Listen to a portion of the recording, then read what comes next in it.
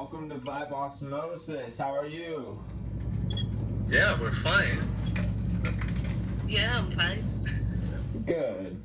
Now, go ahead and introduce yourself. We are Subburbia. We are a freak duo from south of Brazil. We have been making weird songs for 10 years. Our goal is to always sound unique. Yeah, I think this is it. That defines us.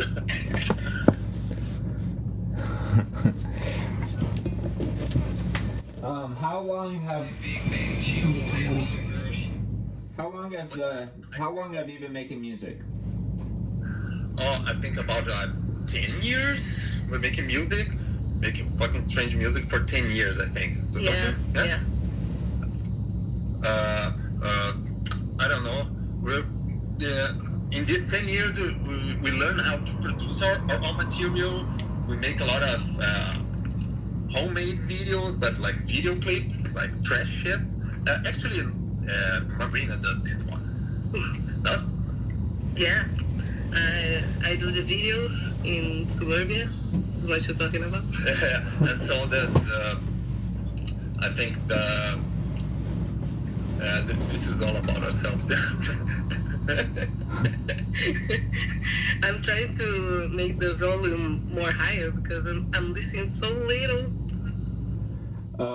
With your music, I've listened to the Love Exorcism stuff, and I was wondering, in making that project, did you kind of go in mind with a theme and like the concept, or did it happen while you're building up these sounds and stuff?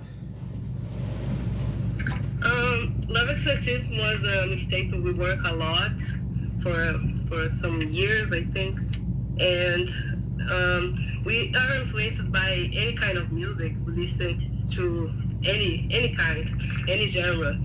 I think we listen to so many artists that our music is never gonna be one thing because we are influenced by so many. And Love Exorcism is about that. We work years on different type of sounds, and we like to put metal guitars with some hip hop beats. We like to make some industrial stuff, some industrial electronic. Yeah, I think like it was our first like we set a mixtape like 10 songs. 10 songs was a lot. It's hard. Yeah, we used to release like 2 singles, 1 single, and that's like we were like 10 musics, and then what's about love, and it was about like the good and the bad thing about love, about duality. This is about life is about duality, isn't it? Yeah. And you guys are based in Brazil, right? Yeah. South of Brazil, actually. Okay. It's recording here. How long have you guys been working together? Like, how did it happen? We met each other in that band stuff. We both play in another band here in the city, Curitiba, and we met because both of us was playing in another band. Then we get friends. Then we start to play together, and now we are here. We've been through a lot. We're learning so much stuff since then. Yeah, but the one thing that we bring us like a great friends and a great bond, it's what we both love Julian Casablancas. Do you remember? Yeah. Oh, I'm a fan. Because people was not taking Julian's new stuff serious when we're like this, you know? Yes. It's the best. That's why we became friends. Yeah. I think that's why. That's a really interesting point to bring up because, like a lot of these artists that have really cool music with bands, they go off and try their new other ideas and see how that can translate with other crowds of people that maybe are so used to the one shtick kind of thing.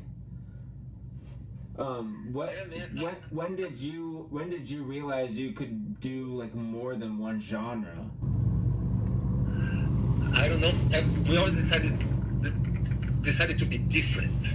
We wanted to be different because even we get like 70% of great artists, like or the Strokes or Prince, even. You know, like we will always be like it will be a cliche, you know. We decided we have to put something weird, different from this music industry. I like the music industry. I like the pop shit, but we like to do it harder, you know. Yes. That happens with Julia. That happens with a lot of artists who try to change great artists, and we get pissed about that. I love Billy Corgan, and people every new stuff that the man do. And I get pissed, man. Oh my God, he really wants like the first record, really? Man, the man is doing art. I mean, I think somebody was blaming Picasso. Hey, Picasso, you're not doing this old stuff. That's I don't like you anymore. I don't like Picasso anymore. That don't exist in art. That's crazy, man. That's a really good point, because even with Dali, Salvador Dali, he was able to really immerse himself in his artwork, but then also find out that it didn't matter how transformative or dissociative these images became, it still was very relevant in the art world out of it being so creative and different. Yeah, I think that this is about the brutal state of art, don't you think? Yes, it really is. It's kind of the irony part too, because I think you get lost in the inspiration of what it's like to create, to then find out it can get categorized and placed and maybe put on a shelf. Yeah, because I think people make bands like to play on the radio, and I mean, I like the radio, it's cool, but I think like they change their music to fit on the radio. They should like make radio fit on their sound. Maybe, I don't know, maybe I'm tripping, but I think this is it. Don't you think? Yeah, that's it. Yeah, like one of the things about the radio, it has a way of finding its comforts and repeating the same 100, 250 tracks, other than actually taking the time to allow so much more of the music to be continually streamed and played and explored with. And also it would make it a more creative, maybe more meaningful job if these kind of radio hosts and stuff were actually able to change the way that radio navigates today. I know that we have like satellite radio that gets little special bits, but even to a certain extent they're having to censor a lot of kind of the creative, weirder, soundier, heavier, weird music that's out there too. Yeah, I think like podcasts and the internet changed a little bit of that. Yes. But it's all about money. It's all about money, isn't it? Like radio and like MTV doesn't exist anymore, but you know, it's all about money. I get it. You know, it's a marketing stuff. It's like in industry music. I like a lot of pop artists, but our art, it's not about that. That's the difference. Yeah, we work without nothing, without any money or resources. We do everything our own. We learn to produce ourselves, even the music, the videos, because nobody was doing like our minds or like we could do it. And I'm really proud of the job we take, because we do with no resources. And I wish it was better produced or better quality of stuff, but we work with the best we can with what we have. Yeah, I think we do the best what we have. You know? You're always keep growing, you know. Yeah, trying to. Yeah. Well, I've listened to the music and I've seen the videos and the visuals, and I'm really impressed on the whole different aspects that you're able to bring, and especially with the music. I'm really curious, how do you start a song? How do you start making a song? We start in a lot of ways, I think.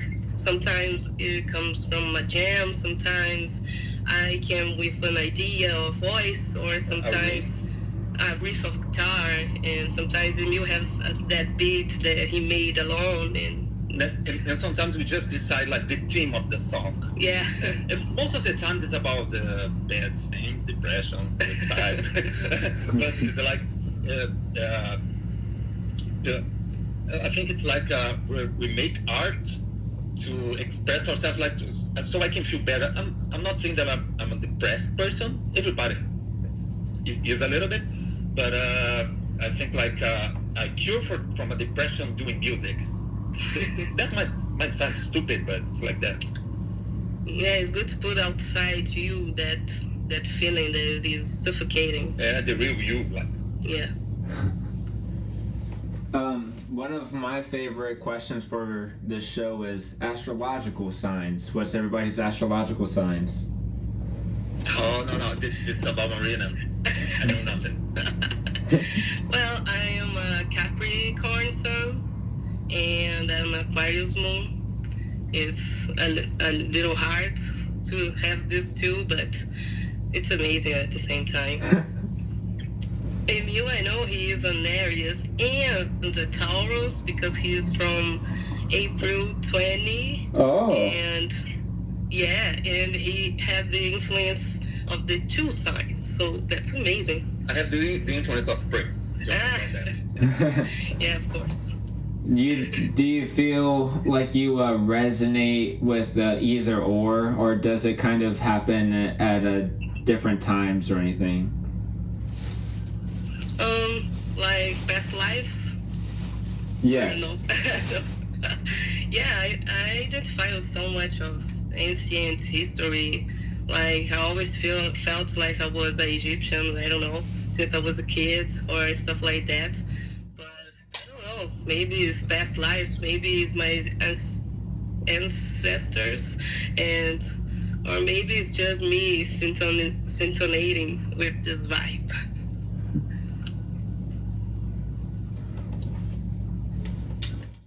One of my other favorite questions, are you a fan of movies, films? Do you have favorite movies or films? Of course. Yeah, we love movies. I love all David Lynch movies. I think he brings another style of language. I like to be lost and found and lost again. And I love this dope vibes that he brings. And the David Lynch thing is that you can like watch every week, like the weird ones, and every week you will see a different thing, you know? It's not about like Avengers, like it's easy, you know? You saw once, you get it. But like a David Lynch, you can watch every week, and it's like enjoying it like a good song. But I think we have like a lot of 80s and 90s horror stuff. Yeah, we love horror. Yeah, horror stuff. We try to watch everything. Wes Craven, yeah. Yeah. Cronenberg. Yeah. Yeah. Cronenberg, yeah, totally. Greg Araki, I don't know how to pronounce. Luis Buñuel, I really love it. Gaspar Noé. Yeah, but the last one we love it was Infinity Pool with the half Brazilian Miyago. Oh yeah, this movie it's who directed? It's the son of David Cronenberg. Yeah. I don't know his name, but Infinity Pool is a great movie. One of my favorites. Yeah. Yeah, amazing. I really like it. I was wondering, is that kind of what inspires you to do your own kind of video and visual with like your music projects, or is that also kind of something where you wish that maybe other people would do for you because you're so hands-on with your music as well? No, I think we have jealous of our art. Yeah, it's a lot of work. The problem is it takes too much time to do everything, but we have our own signature, so it's hard to find somebody that can translate what we want from this job. So and we started to do that because we tried to work like with other people producing and play on or trying to make the videos, and we didn't like it, so we got to learn ourselves, man. So we kind of love it. It's a whole thing. It's a whole artistic thing. We call ourselves Sicko Family. It's our YouTube channel. Yes. And we have a lot of stupid videos, like crazy shit. Yeah, we made videos for another bands too. Yeah. But our videos are more inspired by music videos than movies. But movies, of course, is always an inspiration. But we love music videos. I grew up watching so many music videos, and when I saw the person dancing or whatever doing their stuff, I was so amazed to finally see their face before the internet. That was so brilliant, and I love to bring visuals to everything. I think it's another hand, you know. It definitely is. One of the videos I really dig of your guys' stuff from the Sicko family is the love anal thing, the weird video that just like goes like dark, and that one I was just like that. It just reminded me of like a weird Charles Manson on acid meets like I don't know, so many things where I was like, yeah, like this is a new avenue I feel of like creating I don't know, like content, I guess, that's also like trying other things, because I feel like I'll make songs personally where I'm like, it's really fucking stupid everything that I said, but like I really like how it sounds and I like how this like the song and stuff feels, but I'm like, I don't know what I'll do with that. And I don't know, after I seen some of your content, I was like, this is cool. Like I haven't thought about, you know, trying to branch off and like use YouTube like this as well. I was wondering like what kind of inspired some of these ideas and concepts. In a love, it's like me being myself for the first time, you know. It's a new solo project. Yeah, cool. Yeah, and I do all the visuals. All the visuals, like it's our project, yeah. But in Subburbia, we always have the beauty of her voice and her style and her guitar, and it's like a pearl, you know. Yes. And I think anal love, it's more like a vomit. Yeah. So I can be like a vomit with a pearl. So like in this kind of solo project, I can be like, you know, like throw up. I think it's about that, but it's always like us being true to ourselves. Yeah. I'm really. Have you ever heard of the band like the Garden, the Wyatt Shears and Fletcher Shears?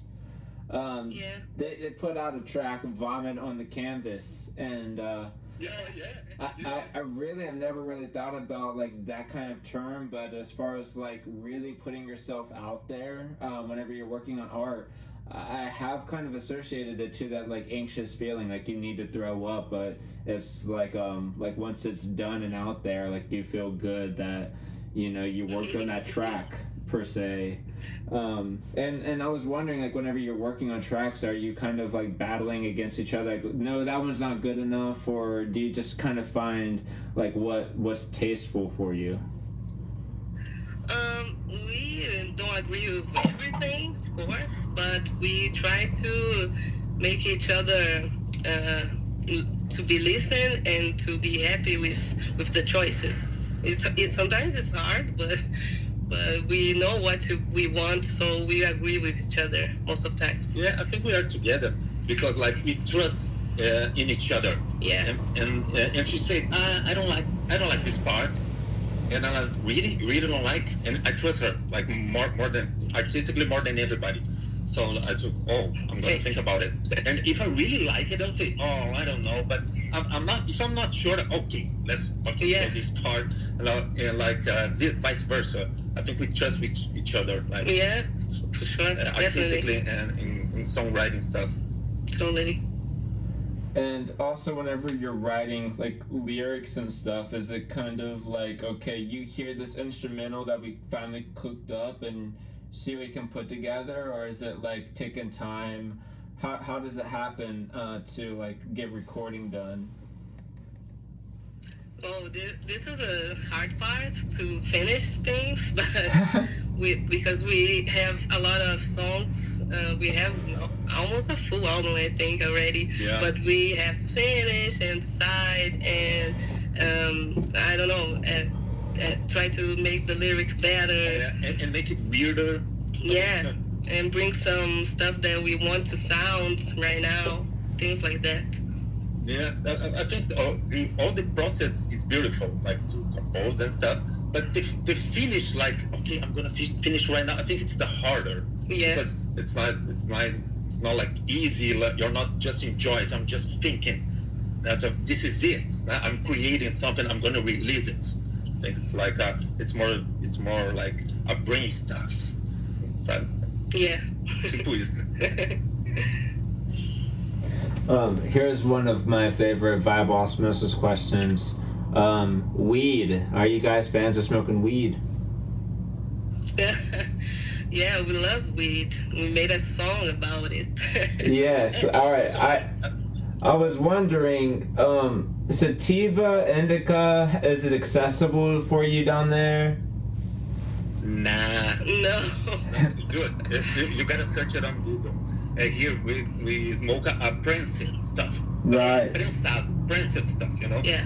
It's like a break of weed. Yeah, it's... we've been in New York last year. Yeah, we've been in New York. And we smoke like the wood stuff. Oh my god. Yeah, it's really different, man. It's a dream. Yeah, we smoke weed, but it's like prensed. It's not good quality, but... Yeah, we Right. can find better quality, but it's not really that expensive, easy, and it's really It's expensive. illegal here. It's illegal, yeah. And I think, but we get high, you know? We get high. Every day. Not with the better quality, but we get high. Alright, so I was just playing a show, played a couple of shows in New York like last week, and me and my partner, we were trying to get weed once we were out, because we went to New York with like at least a quarter, maybe more than that, and we just blew through it immediately. And so like maybe a couple of days in, and I found this weed place. They were wanting me to sign up with a subscription for $15, just to even buy the weed that I was going to be spending $15+ on. So I had to buy a subscription to even buy weed whenever I was already going to buy weed to begin with. I had never heard of such a system until New York pulled that membership only card on me. And so then I later on, we went down to Brooklyn instead, and we found this one place, and like after we bought some of their joints that were kind of cheap, and smoking it, we were like, I think that this weed is just like that free legal weed. Like, we're not too sure if it was like actually potent, strong, THC, whatever, but it had its placebo effect, because we sure got high and then like hungry. Yeah. So this was going to get into my next question.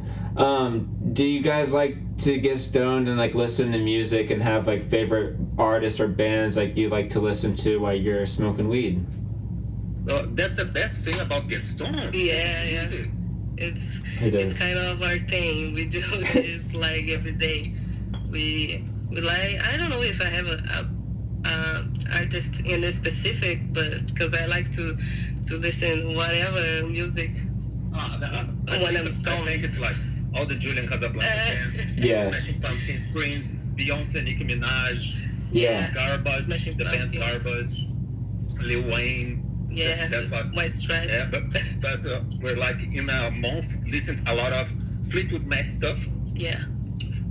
Our sound doesn't like Fleetwood Mac, but if you think about great melodies that Fleetwood Mac has, so we're listening a lot of pre-Stevie Nicks stuff. And Yeah. I've never heard, because I really like the Stevie Nicks and Little Buckingham stuff. Yes. Love it, but the early releases, it was new to me, and it's amazing. It's amazing. It's really good too. Yeah. So answering your question, yes. We listen a lot of music stuff.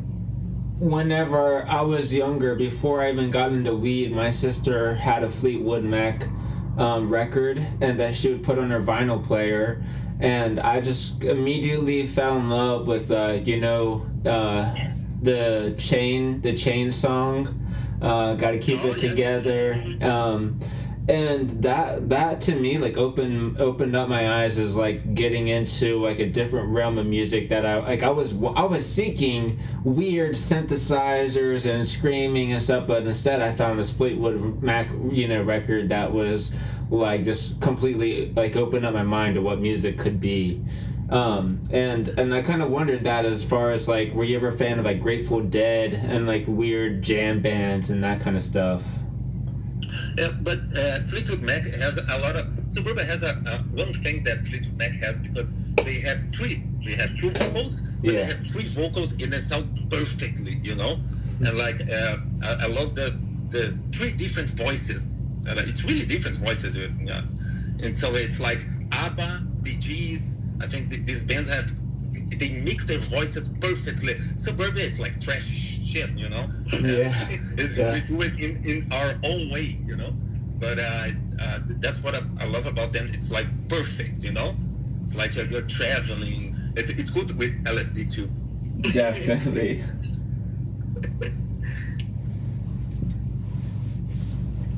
I guess here comes like back to your guys' music. Do you have like a favorite part of like recording? Is it the mixing part, or trying to like build the beat, or what kind of stuff do you guys work with? Hey, Jeffrey. Yeah. Jeffrey. Oh, sorry, we didn't listen to the last the phone call question. failed. Can you repeat for us? Oh, yeah. Okay. What's your favorite part about making music? The act of doing it. Yeah, the feeling of I don't know. I have this call of making art. I really, I think I survived because of art. So I need to do. It's something in my soul that I need to do, to put out there. And I think that this is the only really good thing that I know how to do it. I know I'm not good in. I'm not good in much stuff, man. But I think only doing art, I think I'm really, really good. I don't think I know, but that's different. But I thought about forget about music, forget about art. But like 2 minutes ago, man, what am I gonna do? What am I gonna do, man? And also, I guess that's part of the misery I feel of like once you still create and you master your craft and you push yourself, you're still expanding and learning other ways and like kind of backtracking in a way, going back to your roots as far as like how did I even start here to begin with. And I was also wondering in your music, what kind of equipment and stuff are you using, or do you like to use or start with? I have to say that we're from Brazil, so the resources are limited. really limited. But an instrument that I have and love is my scratch guitar that I bought too long ago. But yeah, and Emil has a sample that. Oh yeah, a Roland SP. I love him. I think it's our best two instruments. Oh, we have a Gaia. I have a Gaia synth, and I have. That's really nice. I'm not Washburn bass. I think Washburn don't make basses anymore. Really? But yeah, Wow. yeah. But I love it. It's really ugly, but I love the sound. I am on the same page. I use this shitty bass that I got from I got this bass at a pawn shop, but it's like it's really not that great because it has problems with the neck whenever you're playing on the last couple notes, like the fret needs leveled, But I still like the way that it gets out the sound whenever you're messing with like the effects, just because like it's so, to me it sounds so home recordy, like you're actually picking up the fact that it's like a weird bass. Other than like whenever you're playing a really specific bass, you tap into it towards where if the beat wasn't there, you would just know that that bass is really heavy, which is always nice, you know. I think that's the beauty of the stuff, because I love Diplo, the DJ, but Yes. like 10 years ago, everyone wants to sound like Diplo, and every synth, every beat, every bass was the same, you know. Yes. And like with a bass like that, with like instruments like that, with different stuffs, you can sound like unique stuff, don't you think? They can sound like a different stuff. Yeah. I really think that the mixing style and like the beats and how you correlate your tracks is really, really unique. And I kind of wondered, like, what kind of programs do you like to use? Do you like to use like FL, or do you go for like the laptop or the old like interface? How does it work for you? Oh, I think FL, because that's how I learned to do music from the beginning, and I was getting good in that. And so people told me, you should change it, but I know everything about this one already, so I'm gonna stay a lot of VSTs, but we record like with our instruments most. Yeah. I think it's about that, yeah. Like also with like the vocal aspects, are you recording that after you form your track? Sorry, I didn't understand the question. Are you like adding your vocals later, or are you kind of adding it in like as you're developing and trying to like nitpick at it? In general, developing, because I love vocals. Yeah. So yeah, we all both know, but generally, like, we begin with the chorus. Yeah. It has the chorus, yeah. Yeah. Very cool. Very cool. Alright, so name off some more favorite bands and favorite albums. One of my favorite albums, I think, is Elephant from White Stripes. Angles from Strokes. They made me the base of who I am. And I love some pop stuff like the album Beyonce by Beyonce. I love Nicki Minaj as well. They made my feminine heart be defined. But lately, I've been in a Donda phase. Like, I'm sick about it. Kanye's West Donda. Kanye West Donda. Yeah, I think I have to say, people have to listen to Autumn from Smashing Pumpkins. It's a great record. All the records of Prince, like we listen to Prince like almost every day, because it's the best. It's like we have like 50 records, 40, 50, and a lot of bootlegs, and it's amazing. We listen a lot of Slim Shady too. Yeah. Lil Wayne, a lot of Lil Wayne, and Garbage, and we listen a lot of Garbage. We are going to see Garbage in our city. Live, for the second time. It's one of our favorite bands. We are really excited. I guess, what was the first band you ever seen live? What's your first band? My first band? It was Bon Jovi. Yeah. My first was Oasis. It's great. Yeah, I was 14. I saw Bon Jovi. What was your... band was Lemonheads. To sound cool, I like to say, no, it was Lemonheads. But I'm being sincere here. Yeah, we live in a city that doesn't have a lot of shows, because Brazil brings much shows are in São Paulo or Rio de Janeiro. Yeah. And we are from Curitiba, South. And it's gonna come in more shows lately, but we live a life without it. Yeah. So sometimes you go to this international show just because this artist is here, you know. Have you ever traveled out to like like Ecuador, Buenos Aires, or whatever? Have you traveled much out of Brazil? Playing, no. We play a lot in Brazil, but out of Brazil, not yet. We're planning a tour for US, like in 2024, to promote our EP that we're gonna release like later this year, you know. And we are trying to play our first show there. Yeah, it will be amazing. Yeah, we're like planning a show. We like to sound like a goth industrial opera. I don't know. We're planning. Yeah. If you guys plan on coming to the U.S., I definitely would like to set up a show and get the ball rolling as well. And same, I guess. Oh, amazing. Same if I come down to Brazil. Hell yeah. Yeah. And also I want to bring up with like making music in general.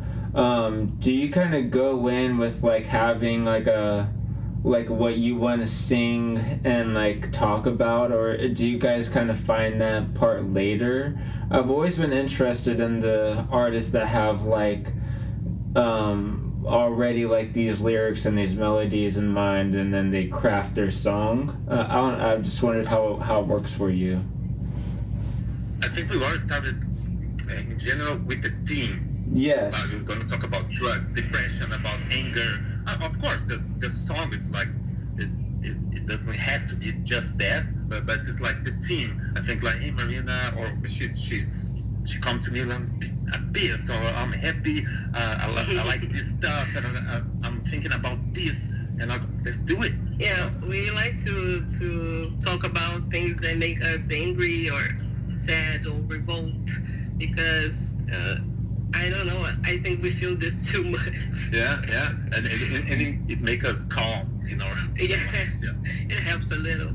But we actually start with a team, you know, like we're knowing about we gonna talk. Yeah, I think because we are bored, we feel alone. Yeah. But right now we are alone together, you know. Well, I just kind of see that in the record, and yeah, I do see that a lot in the Sicko family video stuff. But I see like a lot of different like messages, and I kind of wondered like how that kind of like happened, because you guys kind of already have like this really cool, crazy sound, and to me, it just sounds like you're making like a lot of music somewhere, and then just throwing out like the tracks that as they come. So how much music do you have recorded right now? We have some demos only. Right now, the new stuff, or in general? In general. In general. I mean, like right now, like 20 music, 20 songs released. We have like more 20 that we didn't release, and a lot of demos. Yeah. Yeah. Our next EP will be called like demo tapes. Yeah. Huh. That's pretty clever. All right. So, what about the United States? Like what kind of places, what kind of cities are like? Do you look forward or look to trying to get out to and play? And also, like what like places would you recommend somebody to come down and play at in Brazil? We want to play many places we could. Yeah, I think like But of course, we love the New York, LA, Chicago. Probably start in New York, because the plane tickets are cheaper, you know, and it's amazing city, you know. Yeah. I only know New York. I don't have to say that I know U.S. That I've been in New York, like, so, and I love it, man. Because we spend like 4 days in New York, like we get high all the time. We saw amazing gigs, man. Amazing gigs. Like, but I don't know artists here in Brazil, because we already know. That's why we came to the shows. Yeah. Yeah. Yeah, I think a place we recommend to play, maybe. I don't know what place exactly, but São Paulo, Rio. São Paulo, Rio. But I would say Curitiba number 2. Maybe people come here more. I would be glad. And this city, they're like 6 hours by car. By car from São Paulo, and here people love rock and roll. Yeah. Or any shit. I think. Yeah, but all rock bands come down here. Yeah. People like rock. Okay, so this goes back to the famous Vibe Osmosis question for you guys both. If you were stranded on an island and you could only bring one thing with you, what would you bring? I would bring a meal. Oh yeah, of course, too, because we'll never get bored. But maybe I'm cheating. One thing is not one person, right? Oh, okay. One thing. Yeah, I think I will bring a radio. You play a radio? I will bring like an old iPod full of music. Yeah, we will an mix iPod. together. Yeah, I would say a boombox. Yeah. Yeah. Something to play some music. Yeah. That's pretty clever. I mean, like, at least you get to enjoy your time on this island with some tunes, even if you're going in misery. Oh yeah. Well, I think we'll bring like all the people with a lot of records, like Prince, Frank Zappa, Miles Davis. They got like 100 records. Okay, I will listen to them. I mean, now I'm it's in a time. fucking island. Yeah. Alright, well, I appreciate you guys taking the time to join Vibe Osmosis.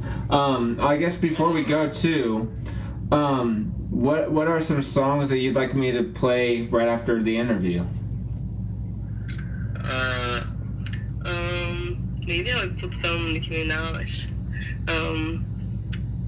Princess Diana, because I get high.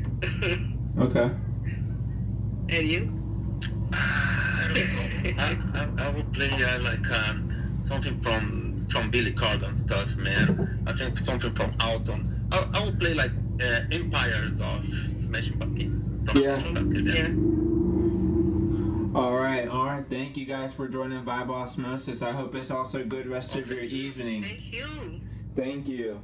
And I'll keep you updated on the episode as well, all right? Oh, cool.